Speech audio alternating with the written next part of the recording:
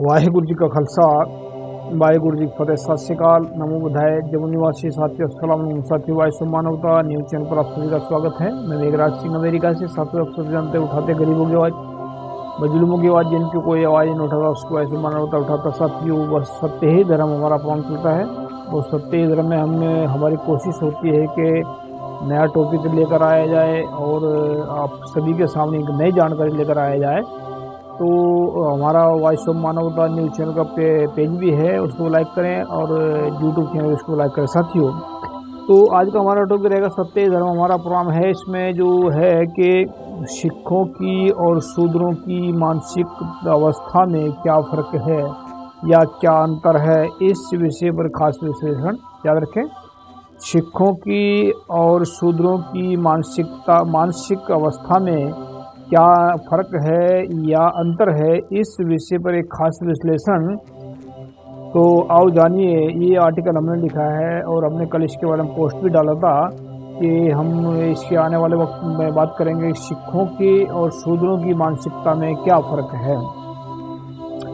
कुछ खास उदाहरण के तौर पर, शूद्रों की बचपन से ही मानसिक अवस्था निम्नलिखित बातों में उलझी रहती है, जैसे कि ब्राह्मणों का बनाया हुआ जात पात, ऊंच नीच, भेदभाव का खतरनाक और घातक मानसिक फंदा है जो बचपन से ही शूद्रों के गले में डलवा दिया जाता है। फिर शूद्र पूरा जीवन इस मानसिक गुलामी के फंदे को अपने गले में डालकर पूरा जीवन घूमते रहते हैं और परेशानी दूसरों के सिर के ऊपर थोपते रहते हैं। कहते हैं कि हम ब्राह्मणों की वजह से बहुत ज़्यादा परेशान हैं। नंबर 2, शूद्रों की मानसिक अवस्था के अंदर बचपन से ही आरक्षण मांगने की भावना, न्याय मांगने की भावना और रोजगार मांगने की भावना पैदा हो जाती है। फिर यही भावना बचपन से लेकर बुढ़ापे तक बनी रहती है। नंबर 3, शूद्रों के अंदर जात पात, ऊंच नीच, भेदभाव का बहुत ज़्यादा गहरा प्रभाव दिमाग के ऊपर पड़ता है। दिमाग के ऊपर हुआ होता है, चाहे कोई अमीर हो, गरीब हो, प्रधानमंत्री हो, राष्ट्रपति हो, इंस्पेक्टर हो, जज हो, कोई भी हो, सभी के सभी जात पात की परेशानी से अपने आप को बचाने में असमर्थ रहते हैं। नंबर 4, शूद्रों के अंदर राज करने की भावना बिल्कुल भी नहीं होती। अगर कोई लीडर या कोई नेता बनकर राज करने की भावना पैदा करता भी है, फिर भी उनकी भावनाएं राज सिंहासन तक नहीं पहुंचती, क्योंकि लीडरों के पास कुछ भी ऐसा प्लान नहीं होता जो कि राज सिंहासन तक पहुंचा सके। शूद्र नंबर 5, शूद्र तकरीबन 4000 सालों से भेड़चाल में फंसे हुए हैं। पहले ब्राह्मणों के बताए हुए अधर्म को धर्म मानकर आस्तिक बने रहे हैं और उसी मानसिक गुलामी के गटर में फंसे रहे, और आज वैज्ञानिकों के ज्ञान को आखिरी ज्ञान मानकर नास्तिक बने हुए हैं और अधर्म को धर्म मानकर दिन रात उसकी धैर्य उड़ा रहे हैं और अपने समय की ताकत, दिमाग की ताकत, शरीर की ताकत, मन की ताकत, दिल की ताकत, पैसे की ताकत व्यर्थ गवा रहे हैं। अभी हमने ये बताया, ये शूद्रों की परेशानी जो है, उनकी मानसिक अवस्था ऐसी है। अभी हम बता रहे हैं आपको सिखों की बचपन से ही निम्नलिखित बातें पढ़कर सुनकर मानसिक अवस्था बदलने लगती है। जैसे कि उदाहरण के तौर पर, जिनके माता पिता गुरु की वाणी पढ़ते हैं, सुनते हैं और वाणी को मन में बसाते हैं, उनके बच्चों के अंदर जात पात, ऊंच नीचे जो ब्राह्मणों का बनाया हुआ फंदा है, खतरनाक फंदा है, जाल है, उसको तोड़ देते हैं। फिर वह मानसिक तौर से आज़ाद रहते हैं। नंबर 2, सिखों की मानसिक अवस्था न्याय देने की, नौकरियां देने की होती हैं और अपने बिजनेस को कामयाब करने की होती है। ये भावना बचपन से ही सिखों के अंदर जागरूक हो जाती है। जिन्होंने गुरबाणी को मन में बसाया है और वाणी को गुरु मानकर अपने जीवन में सच को अपना लिया है, चाहे वह अमीर हों गरीब हों, फिर भी वह दूसरों की मदद करते हैं, गुरुद्वारे में झाड़ू मारते हैं, जूते साफ करते हैं, अपने अहंकार को मारने का हर तरीका अपनाते हैं। नंबर 4, सिखों के अंदर बचपन से ही राज करने की भावना, राज सिंहासन तक पहुंचने की भावना, अपने हकों के लिए लड़ने की भावना और मजलूमों के हक में लड़ने की भावना प्रबल रूप से सिखों के अंदर जागरूक होती है। सिखों के अंदर 3 प्रकार का ज्ञान जागरूक होता है, जैसे कि विज्ञान का ज्ञान, अध्यात्म का ज्ञान, अनुभवी ज्ञान। ये 3 प्रकार का ज्ञान तकरीबन सबके अंदर ही पैदा हो जाता है, इसलिए वह सभी बातों को समझते हैं, अपने आप को आज़ाद महसूस करते हैं, पूरी दुनिया की भलाई के लिए काम करते हैं।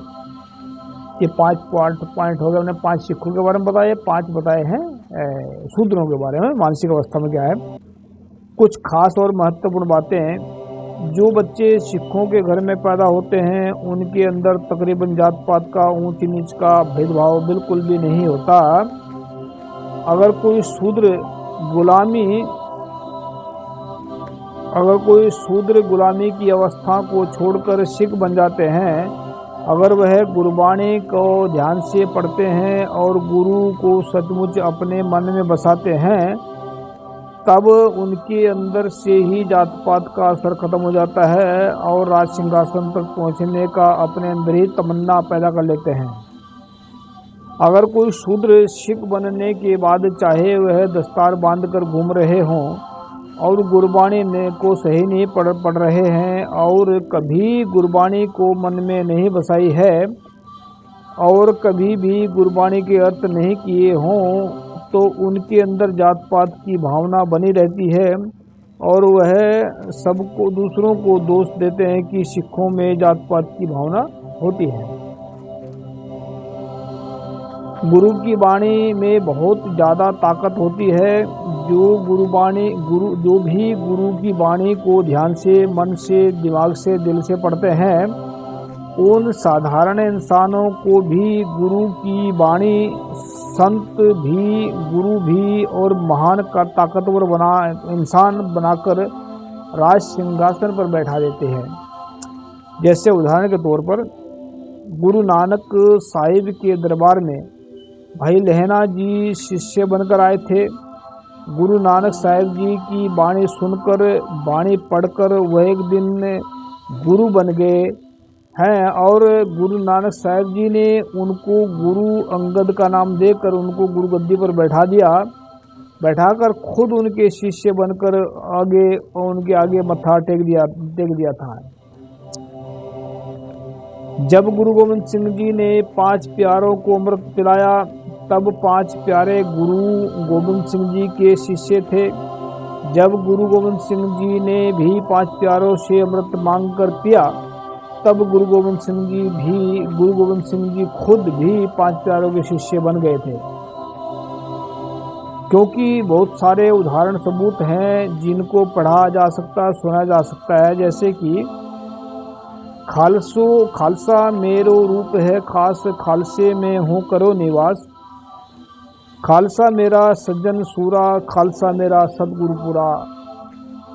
यानी कि सिख धर्म में एक ऐसी विलक्षणता है, आम इंसान भी अगर सिख धर्म को अपनाए, अपने आप को समर्पित कर देता है, तो सिख धर्म उसको गुरु, संत, महान योद्धा तक की पदवी तक पहुंचा सकता है।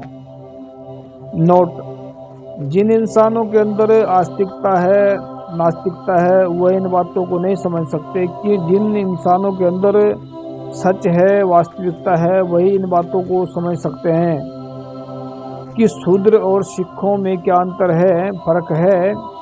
जिस किसी को ऐसा लग रहा है कि हमने गलत बताया है, तो वह इस विषय पर वर्ल्ड के किसी भी प्लेटफॉर्म पर आकर विचार चर्चा कर सकते हैं। इस बात का विश्लेषण इसलिए कर सका हूँ क्योंकि मेरा जन्म शूद्र के घर में हुआ था, लेकिन आज मैं सिख हूँ। तो साथियों, जो हमने बात रखी आप सभी के सामने, ये हमने आर्टिकल लिखा है और फेसबुक पे आप पढ़ सकते हैं जा कर के। और ये जो आर्टिकल लिखते हैं हम, कई बार अभी आप इस बात का पता नहीं क्या सोचेंगे या नहीं सोचेंगे, जो हम कई बार लिखते हैं वो हमें उसके 2 घंटे पहले या 5 घंटे पहले कुछ भी नहीं पता होता है। तो प्रकृति, गुरु, रब जो है वो बैठा वो लिखवा देता है हमसे। तो ये बहुत बड़ी समस्या है। शूद्रों के अंदर जो समस्याएं हैं, तो शूद्र उनका हल करना चाहते हैं। जुबान के पक्के, ईमान के पक्के, वक्त के पक्के होकर चलेंगे तो शूद्रों के अंदर से जो हीन भावनाएं हैं, या सच्चाई ईमानदारी से चलेंगे तो हीन भावनाएं हैं, जात पात ये नष्ट हो जाएगी।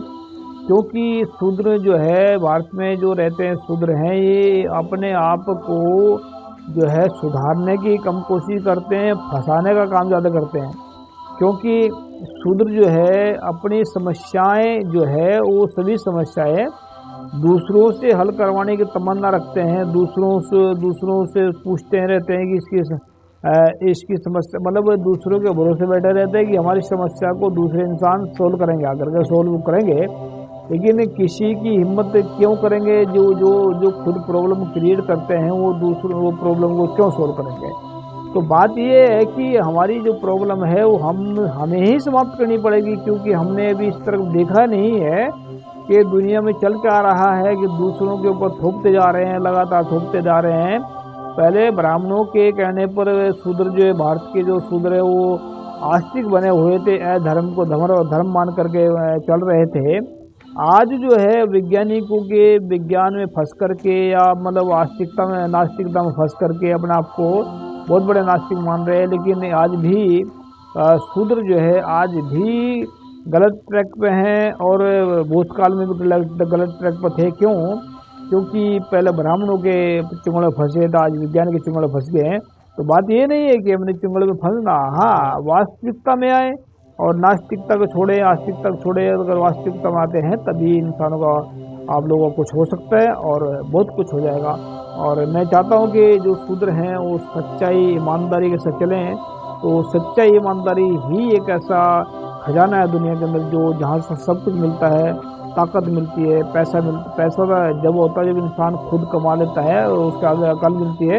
अकल से पैसा कमाया जाता है तो अकल यहीं से निकलती है, सच और ईमानदारी से। तो सच और ईमानदारी जो अपनाते हैं उनके अंदर एक गुणों का भंडार मिल जाता है। जब जहाँ गुण होते हैं वहाँ पर पैसा सब कुछ होता है। तो याद रखें, ये आप लोगों को पसंद आया होगा।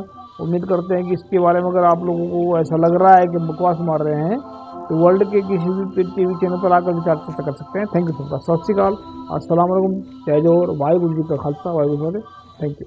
Meghraj Singh has brought the solution to the problems of the whole world in the form of a book. Book number 1. What is the solutions to the serious disputes within families in the world? This book contains solutions to the problems of families all over the world and solutions to the problems of countries all over the world.